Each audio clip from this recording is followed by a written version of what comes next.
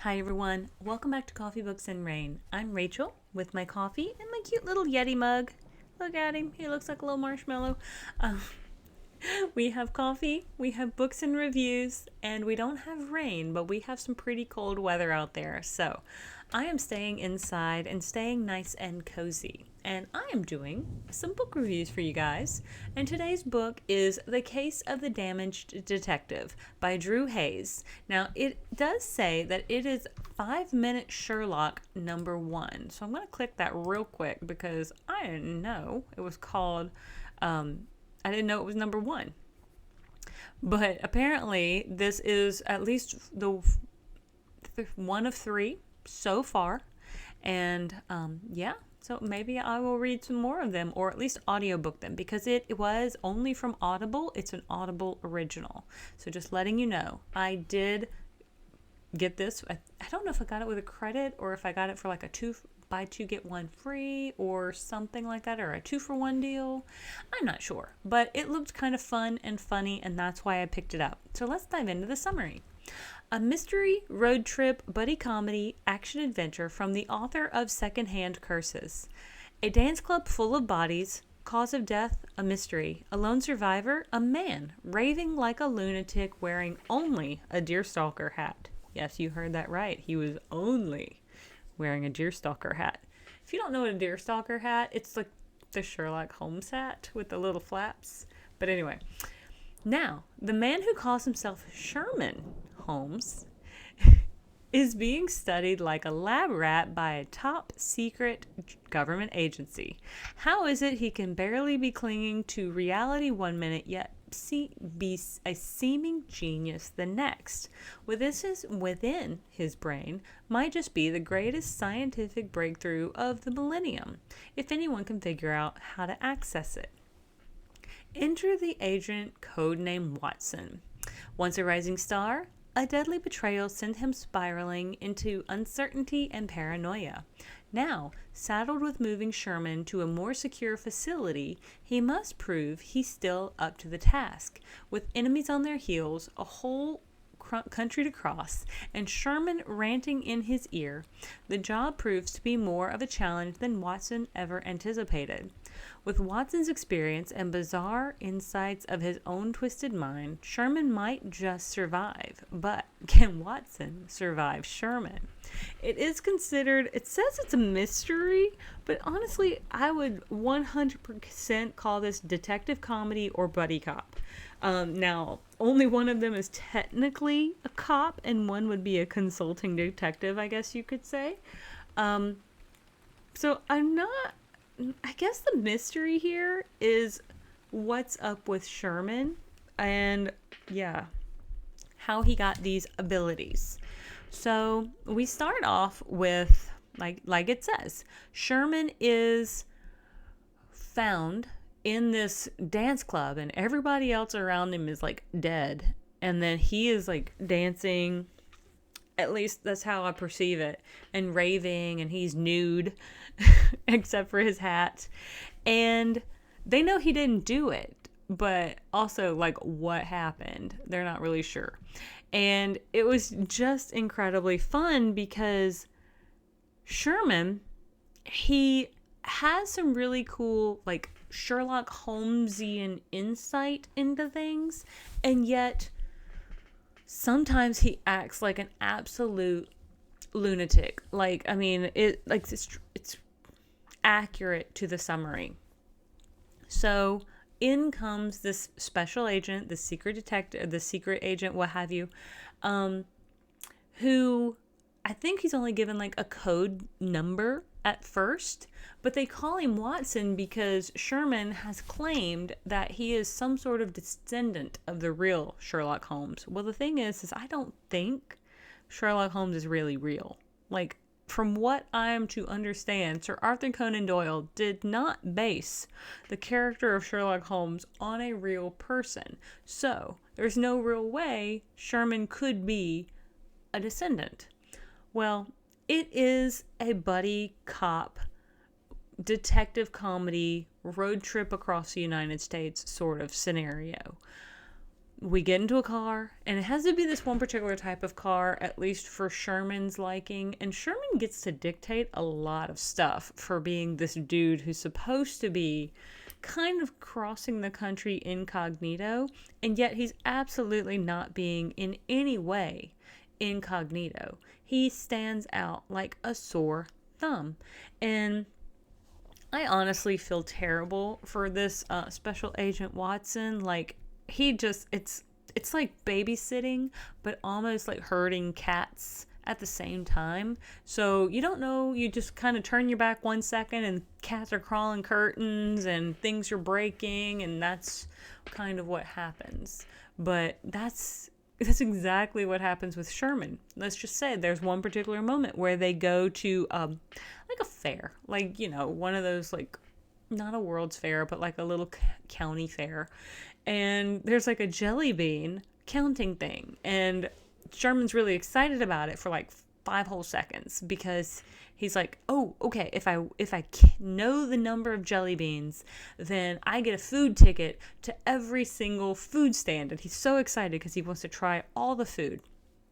He's like, perfect, saves money. All he's got to do is know how many jelly beans. So he sits there and he does some calculations and has the right number. Well, then his brain goes off the deep end and he just wanders away and doesn't even get his ticket because he completely forgot what he was doing anyway. And so Watson was like, okay, well, I'll get it. But the guy was like, oh no, your friend just left. He's the only one I can give it to. And off he goes, just somewhere away. And it's just one thing after another that is so funny and so humorous and so enjoyable to listen to. I will say that it can be campy, but I think you just need to be prepared for that. You can also kind of be prepared for the fact that it ends up being a little bit silly. Now, one particular person, Sue, S-O-O, she says, what did she say? She said why does the book get mixed reviews? If I can learn to read one day, that'd be great. Because Sherman is crazy, his actions are so off the wall that they're almost frustrating and tisking worthy, like tisk, tisk, tisk.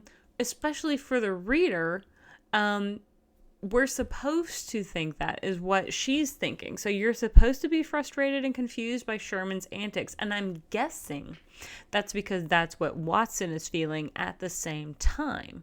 So we are almost, as the reader, kind of put into a secondary Watson perspective, watching all of this play out from a kind of close and uncomfortable perspective. We have to vicariously feel the cringe that Watson himself is feeling. In one particular scenario, again, they're supposed to be kind of laying low. So Watson is really doing all of this stuff in order to try and slip by under the radar. But of course, all Sherman wants to do is see like all of these tourist traps along the way. Well, they go to this one random motel, and of course, things break bad, and they are ambushed, kind of. They kind of see it coming just a little sooner so they can kind of prepare. They're ambushed by some people who are trying to kidnap Sherman.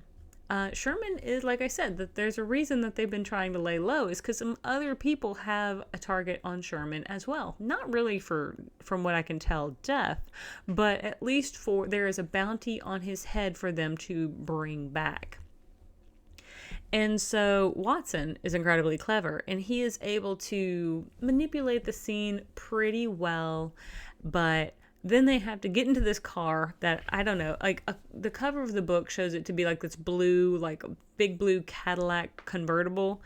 And now they have to drive frantically through all these like little backwoods, and then they have to drive through like a field, and then there's like this big monster truck, and that dude was crazy too. He was crazy in more of a homicidal sort of way instead of a crazy in like my brain is broken sort of way, but maybe it's the same thing. Now, one of the things that I kind of thought was funny, because every time I would click on this book, I would think of it as, what was it? Not the Damage Detective, oh gosh, I just blanked. And I was like, I kept thinking it was a different title. And so the first time I tried to type it into Goodreads, I typed in the wrong name because I didn't type in Damage Detective. I think I typed in Defective Detective. And I was like, that felt more accurate. Defective Detective. Because I don't think even Sherman is not like innately a detective at all. Like, he's really just portraying one because of his spontaneous moments of genius. He's not really, really smart. It's just something that's been kind of almost input into his brain in some weird way. So he has these like big ups and big downs, and if he uses too much what I would call bandwidth while he is triggering some of his mental capacities, mental functions, he passes out because his brain kind of goes into overload and he has to sleep it off for a little while. So it can be an enjoyable book, and it can be really funny and quirky, but that's just it. Is for the reader, you're gonna have to understand that Sherman is going to grate on your nerves a little bit. I know for me, he definitely did, and I felt so bad for the agent in charge. I wanted Watson to be able to just survive long enough to maybe have a nice retirement or something. Now, Watson, on the other hand, pretty good character. He's looking for his own personal redemption arc, and if he thinks if he can just get through this, then maybe he'll feel kind of like worthy again, because he was injured. He trusted someone that he thought he could trust, and they betrayed him. So now he has a really hard time trusting anyone. So going through this book, of course, Sherman is like an innocent 4-year-old child in personality wise, but with the brain of a genius. But he literally flitting back and forth and all over the place with this kind of sense of wonder and innocence. And Watson, I'm surprised, didn't put one of those child leash harnesses on him that would keep him in check. Because I kept thinking, I was like, you just need a child harness like to tether him so he can't wander off without you. And they do end up going to a nightclub, and of course there's a fight breaks out, and then of course they're like a couple times that they're almost ambushed on the road, and Sherman does have some pretty good recommendations when it comes to various like ways to get out of things, but for the most part Watson is doing most of the what I would call operational thinking, while Sherman has got his head in the clouds thinking about going to see the dinosaur tourist exhibit or what have you. But you'll have to read the book to find out if they make it. I mean, I'm just going to say, it's kind of fun, and apparently there are 3 in this series. I did have a good time with it. I don't want it to sound like that I didn't, because I really did, and I will dive into the next ones in the book, especially, it looks like the second one is called The Case of the Haunted House, like haunted, it's 2 haunteds, house. And so I'm actually kind of interested to pick that one up and see how it goes, because it says Sherman Holmes has officially settled into his new city, and the world's greatest detective agency has opened its doors. So that's the only sentence from that summary I am going to read. But I also will say that it looks like, let me just scroll up a little bit, that it looks a little bit like the second book actually gets a little bit better reviews than the first one. So maybe they tone it down a little bit. Maybe Sherman is able to dial it back just a touch in order to be able to be, I don't know, I guess not likable's not the right word, but less cringeworthy, I guess, is potentially the best way to put it. But with all of that being said, I think I'm going to go ahead and wrap it up here, and I'm going to let you guys go and decide if this is a book that you're interested in. I think you would enjoy it. I really do. Again, as far as I can tell, it's only from Audible. And so if you have that app, you should be able to go and find it. It looks like it was first published June 13th of 2019, and it is an Audible original. So there you go. But I want to thank you all so much for tuning in. If you haven't liked and subscribed, I hope you will consider it. And I will see you all on the next page. Have a great one. Bye.